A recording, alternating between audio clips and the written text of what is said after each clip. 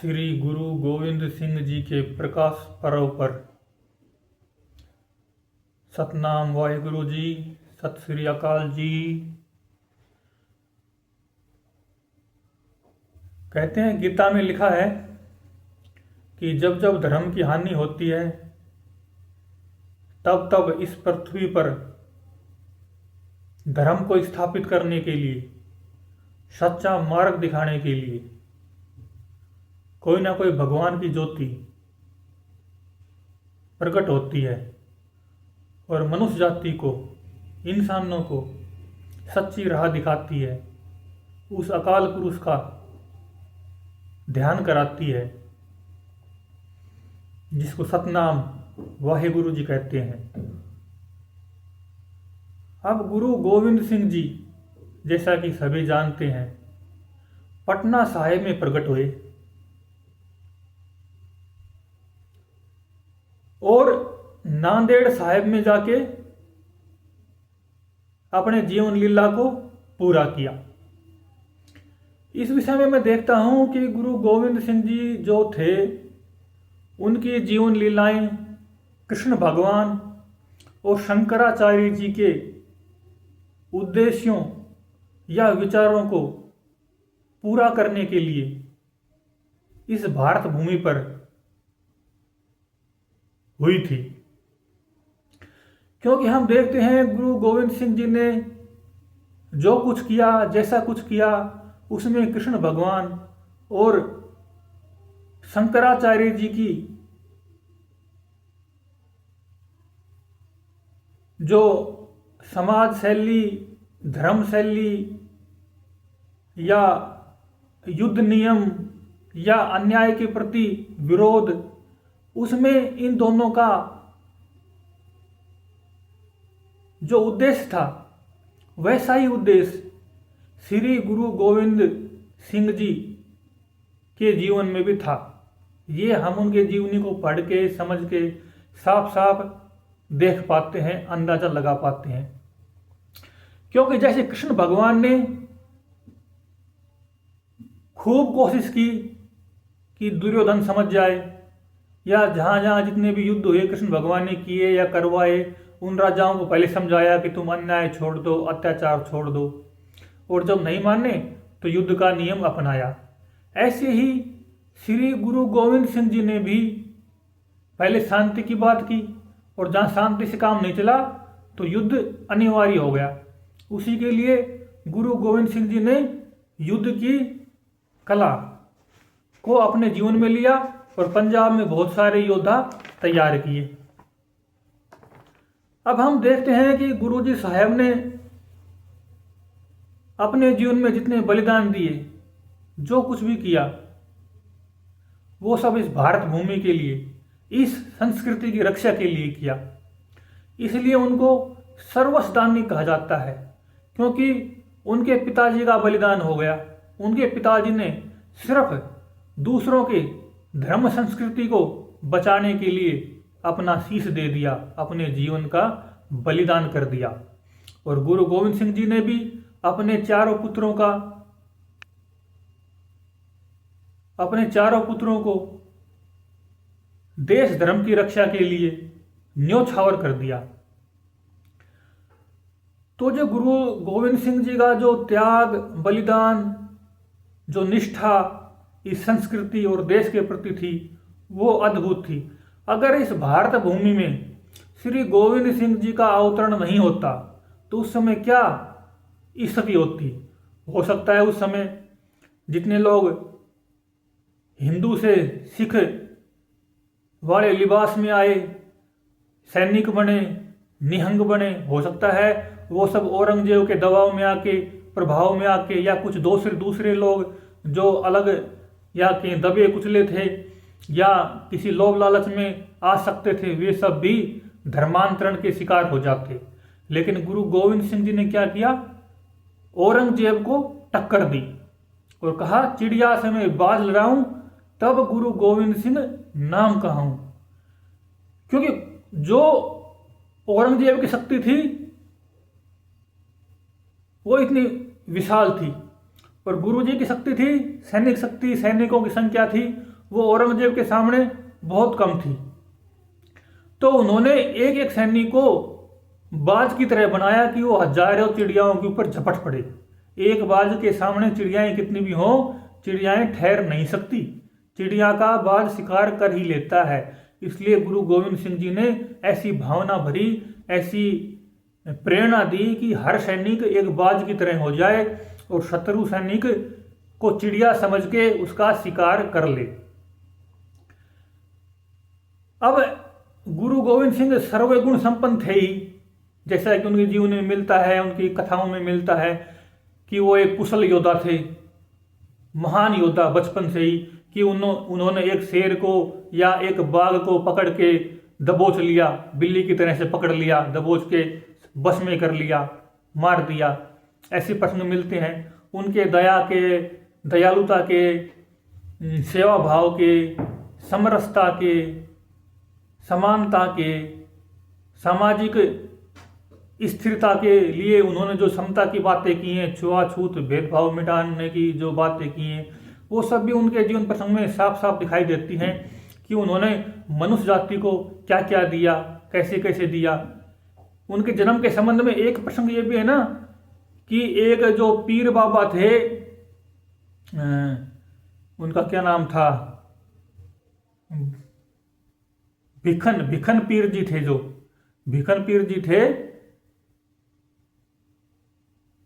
उनको जब गुरु गोविंद सिंह का प्रकाश हुआ पटना साहिब में, तब वो हरियाणा में, पहले हरियाणा भी पंजाब भी था, वहां पे उनको गुरु जी की ज्योति दिखाई दी।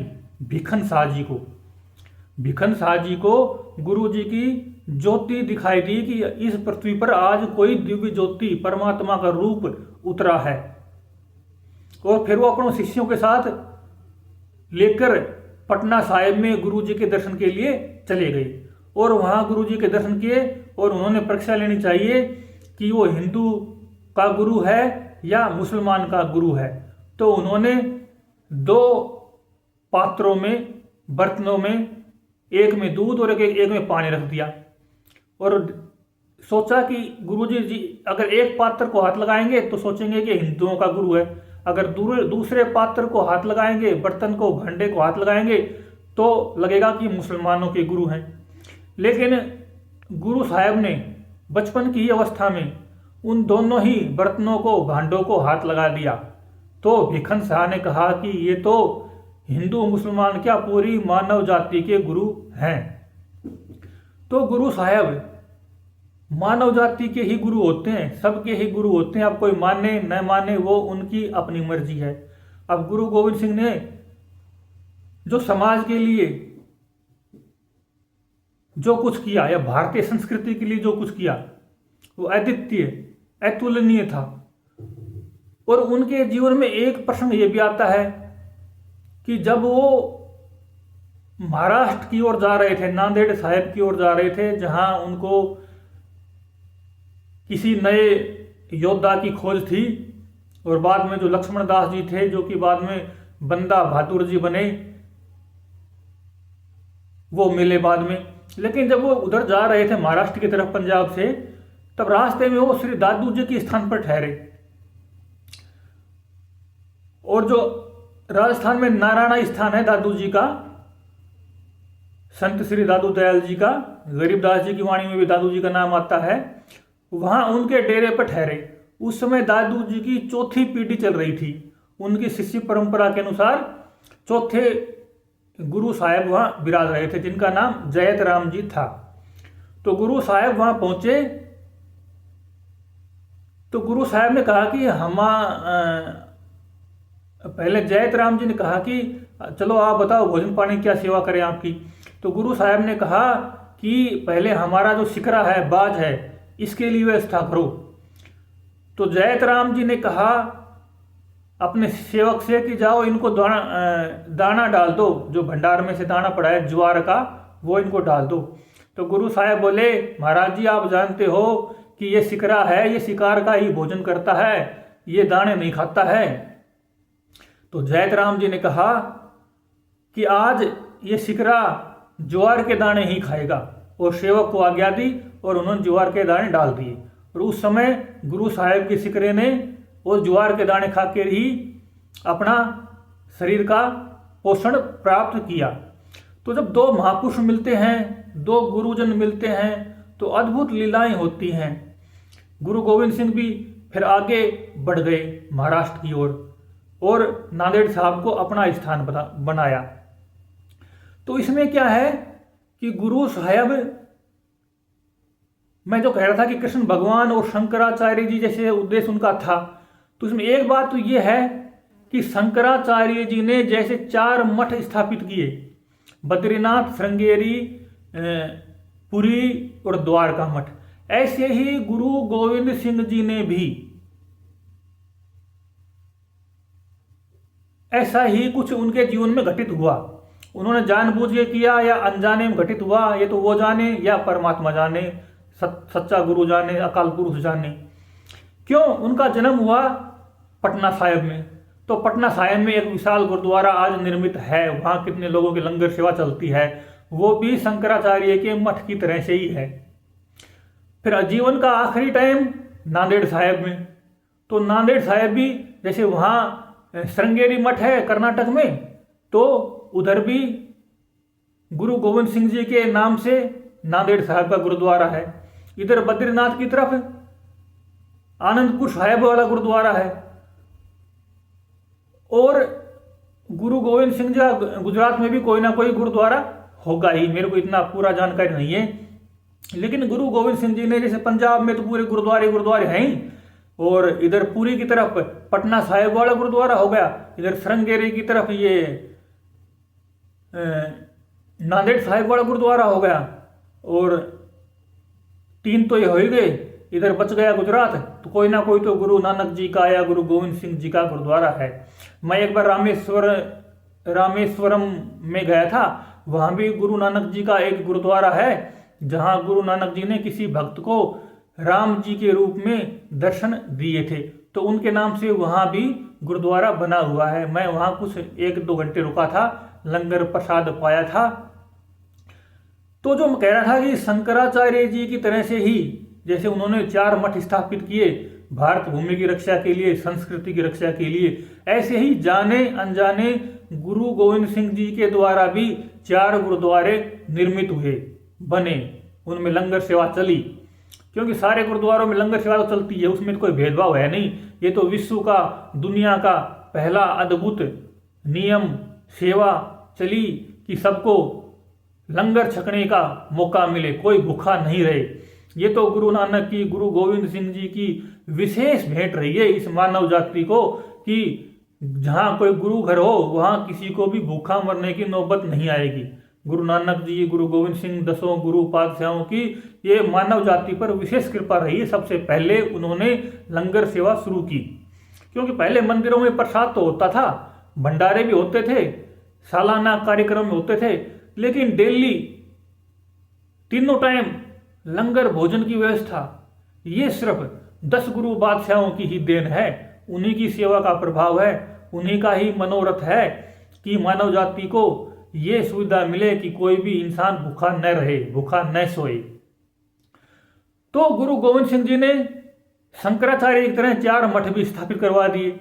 और गुरु गोविंद सिंह जी ने एक काम और भी किया कि जब खालसा पंथ प्रकट हुआ, जिसमें 5 गुरु जी के प्यारे जिन्होंने सिर देने के लिए अपना सिर आगे बढ़ाया, और गुरु जी ने फिर लीला दिखा के उनको पंच प्यारों की उपाधि दी। उस हिसाब से हम देखते हैं तो गुरु साहब ने 5 प्यारे और तैयार किए। वो 5 प्यारे थे योद्धा, निहंग, खालसा, वो खालसा के 5 प्यारे थे। लेकिन गुरु साहब ने शस्त्र के अलावा शास्त्र के योद्धा भी तैयार किए। गुरु ग्रंथ साहिब का प्रचार तो किया ही उन्होंने, साथ में वेदांत शास्त्रों को उसी के अनुकूल, उन्हीं की तरह, और भारत भूमि में गुरु ग्रंथ वाणी के साथ साथ वेदांत शास्त्रों को भी साथ लेकर चलने की जो उनकी भावना थी, उनका जो संस्कृति के प्रति झुकाव था, वो भी अद्भुत था। तो उन्होंने निर्मला पंथ की नींव डाली। बाद में वो निर्मला अखाड़ा बन गया, जहां आज श्री ज्ञानदेव सिंह जी वहाँ के श्री महंत हैं, महामंडलेश्वर हैं, जो हरिद्वार में उनका मुख्य स्थान है। सती घाट, सती रोड के ऊपर है, कनखल में। मैं वहाँ भी रुका था। उन महापुरुषों की भी विशेष कृपा है, विशेष सेवा भावना है। श्री ज्ञानदेव सिंह जी, श्री जसदेव सिंह जी, जसमिंदर सिंह जी, उनकी भी विशेष सेवा भावना है, श्रद्धा भक्ति है। वहाँ भी गुरु ग्रंथ साहब का पाठ होता है। तो गुरु ग्रंथ साहब ने ही खालसा पंथ के पहले निर्मला पंथ की या निर्मला अखाड़े की नींव डाल दी थी। उनका उद्देश्य था कि गुरु ग्रंथ साहब के साथ साथ जो पुराने वेदांत शास्त्र हैं, जिनमें वही बात संस्कृत भाषा में लिखी हुई है, तो उन्होंने संस्कृत को भी साथ लेकर चलने के लिए अपने विद्वान तैयार किए और उनको काशी भेजा। सबसे पहले उन्होंने 5 प्यारे तैयार किए, जिनको उन्होंने काशी भेजा। और जब वहाँ काशी के पंडितों ने कहा कि हम इनको नहीं पढ़ाएंगे, हमारे कुछ नियम कानून हैं, पहले बात तो इनके ऊपर भगवा कपड़ा होना चाहिए और वो हमारे ही लिबास में, हमारी तरह के वेशभूषा में होने चाहिए, तब वो वापस आए। और गुरु साहब ने खुद उनको अपने हाथ से भगवा कपड़ा देकर वापस काशी पढ़ने भेजा। और गुरु साहब का ये उद्देश्य भी था कि जो वेदांत शास्त्र हैं, संस्कृति भाषा है, वो जन जन तक पहुँचे, हर किसी तक पहुँचे। ऐसा नहीं है कि किसी खास जाति या वर्ग तक ही वो ज्ञान सिमट कर रह जाए। तो गुरु ग्रंथ साहब के साथ साथ गुरु गोविंद सिंह जी ने वेदांत शास्त्रों को, संस्कृत को भी साथ लेकर चलने की पूरी तैयारी रखी थी, ताकि भारत भूमि में इस विचारधारा को, जो गुरु ग्रंथ साहब की विचारधारा थी, उसको कहीं से भी कम रूप में न आंका जाए। तो उन्होंने निर्मला पंथ की नींव भी रखी, निर्मला पंथ चलाया भी, जो बाद में निर्मला अखाड़ा बन के हुआ। और फिर जो कुंभ के मेले हैं, वहाँ भी सिख भाइयों की पगड़ी की चमक दिखाई दी, उनकी तलवार दिखाई दी। जैसे भारत में 4 बड़े कुंभ होते हैं 4 जगहों पर, 12-12 साल में होते हैं, कभी अर्धकुंभ 6 साल में होते हैं, दो स्थानों पर अर्धकुंभ भी होते हैं, बाकी 4 जगह 4 कुंभ होते हैं। तो सिखों की पगड़ी वहाँ भी दिखाई दे, वहाँ भी रक्षा का, सेवा का नारा गूंजे। तो जो गुरु साहब होते हैं, संत महापुरुष होते हैं, अवतारी पुरुष होते हैं, वो पूरी मानव जाति के लिए ही होते हैं और पूरी मानव जाति को ही दिशा दिखाने के लिए अपना सब कुछ न्योछावर कर देते हैं। ऐसे हम देखते हैं कि गुरु ग्रंथ साहब ने कृष्ण भगवान की और शंकराचार्य जी की जो भी कुछ भी मनोरथ था, उसी को आगे बढ़ाने में अलग नाम से, अलग रूप से, अलग समय के हिसाब से अपना योगदान दिया, जीवन लगाया, अपने परिवार को न्योछावर किया। तो उन श्री गुरु गोविंद सिंह जी को सत सत प्रणाम, नमस्कार। साथ में हम ये भी बोलते हैं कि सतनाम वाहेगुरु जी, सत श्री अकाल जी।